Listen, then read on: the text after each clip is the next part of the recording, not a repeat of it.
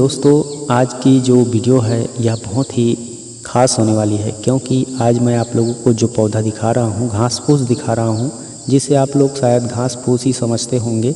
और इसे एक फूल, सजावटी का फूल समझ करके इसे घर आंगन में लगाते होंगे और घर की खूबसूरती, आंगन की खूबसूरती बढ़ाते होंगे गमलों में, या फिर आपके गार्डनों में आसपास कहीं भी इसे अगर फेंक भी देते हो तो भी यह जीवित हो जाता है और आसानी से फैलने लगता है ज़मीन पर इधर उधर। तो इसे मेरे ख्याल से सभी लोग जानते होंगे, पहचानते होंगे, लेकिन इसके जो खास औषधीय गुण है उसके बारे में शायद कोई जानता होगा। इसलिए आज इस वीडियो को लास्ट तक देख लीजिए, क्या पता इसकी ज़रूरत कब किसको पड़ जाए।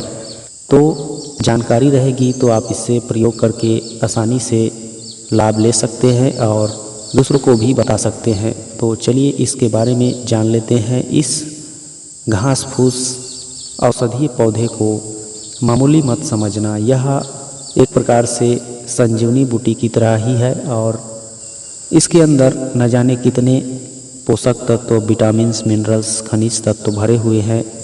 खास तौर से इसके अंदर विटामिन सी प्रचुर मात्रा में पाया जाता है और इसे चबाकर देखने पर खट्टा खट्टा स्वाद आता है। और इस पौधे को, इस घास को नोपची घास या फिर 9 बजिया घास, हमारे छत्तीसगढ़ की भाषा में 9 बजिया घास कहा जाता है। 9 बजिया घास इसलिए कहा जाता है क्योंकि यह दिन के 9 बजे के बाद ही इसका जो पुष्प है, फूल है, वह खिलता है और शाम को 5 बजे इसका फूल मुरझाना शुरू हो जाता है। हर दिन इसी प्रक्रिया में, इसी प्रक्रम में यह चलता है फूल खिलने का। तो इसके गुण जो इसमें भरे हुए हैं बहुत ही अद्भुत हैं और चमत्कारी हैं। इसके पत्ते को भी आप तोड़ तोड़ करके, इकट्ठा करके, उसे पीस कर चटनी बना करके इसके औषधि प्रयोग कर सकते हो और इसके फूलों के भी फायदे ले सकते हो। तो इसके जो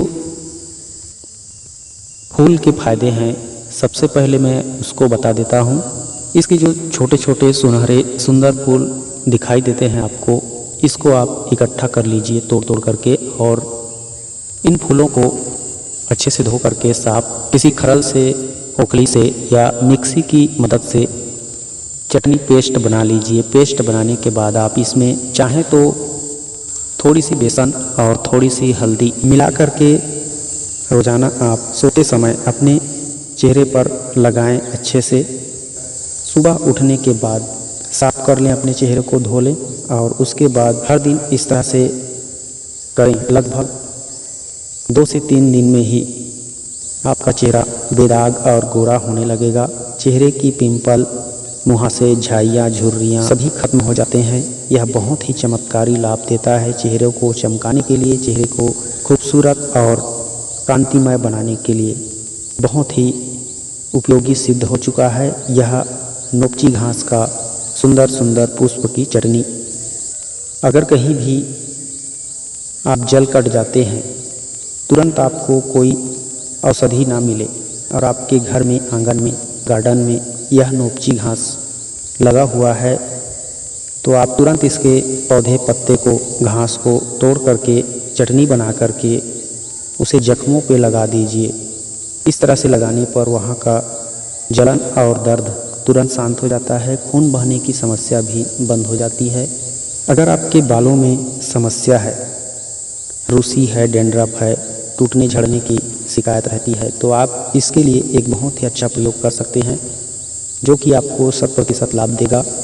इसके जो पत्ते हैं, छोटे छोटे पत्ते इसके तनों में लगे होते हैं, जिसे आप देख पा रहे हो। तो इन पत्तों को तोड़ करके उसी प्रकार चटनी बना लीजिए जिस प्रकार इसके फूलों को बनाओगे। तो उस चटनी में आप नारियल तेल मिला लीजिए। नारियल तेल मिलाने के बाद उसे अपने बालों के जड़ों तक उंगली की सहायता से रगड़ रगड़ करके अच्छे से शैम्पू की तरह लगा लीजिए और 10-20 मिनट के बाद स्नान कर लीजिए और रात को सोते समय भी ऐसे ही लगा करके सो जाइए। ऐसा करने से आपके बाल जड़ से मजबूत, काले, घने, लंबे और मुलायम बहुत जल्दी होना स्टार्ट हो जाएगा और आपके बालों की हर प्रकार की समस्या खत्म हो जाएगी दोस्तों। इसके अलावा मैं आपको एक और बहुत ही ज़बरदस्त पावरफुल औषधि इसका प्रयोग बता रहा हूँ, जिसे आप ध्यान से सुनिए। अगर आप इसके पूरे पंचांग को तोड़ करके चटनी बना करके फूल समेत, मतलब पंचांग मतलब हर एक चीज़ होता है, तो जड़ से उखाड़ लीजिए और पूरे पंचांग को चटनी बना लीजिए। और चटनी बनाने के बाद उसमें आप तिल का तेल डाल करके पका लीजिए। तिल का तेल या सरसों का तेल, अब इन दोनों में से कोई सा भी तेल डाल के उसे अच्छे से पका लीजिए और इतना पकाइए कि पूरी तरह से यह घास उसमें जल जाए, ख़त्म हो जाए। उसके बाद उस तेल को छान करके उस छने हुए तेल में आपको एक और तेल मिलाना है, लौंग का तेल, जो आपको मार्केट में आसानी से मिल जाएगा। मेडिकल स्टोर में भी बना बुनाया मिल जाता है लौंग का तेल। तो उस लौंग के तेल को इस नोपची घास के साथ पका हुआ तिल के तेल के साथ मिलाना है।